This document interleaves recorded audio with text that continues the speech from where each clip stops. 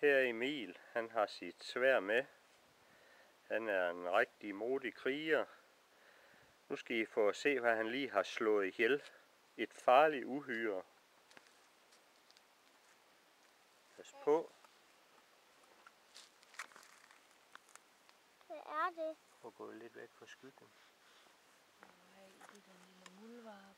Prøv at gå over bag ved mig, så jeg kan filme mig. Sådan ja. Det er et meget farligt uhyre, som Emil han lige har dræbt med sværdet. Det er rigtigt. Det har jeg selv set. Det er en muldvarp. Emil, hvor lang tid tog det at dræbe uhyret? Hva? Det er taget 5 timer. 5 timer? Ja. Det var altså en meget hård kamp, kan jeg forstå.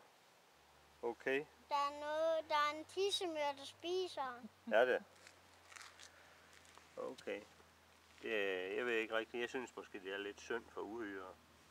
Det er en Jeg muldvarp. skal ikke lige røre ved det. Det er ikke sikkert, at den er helt død. Nå. Hvad skal vi gøre ved, mormor? Hvad synes du? Jeg synes, at Skal den begraves? ja, det synes jeg måske, den skulle. Hvad med dig, Emil? Hvad synes du? Skal vi begrave den? Ja. Okay, Jamen, så det gør er vi så det. ikke mig, der har slået den ihjel. Det er nogle andre. Er ikke dig? Nej. Jeg Okay.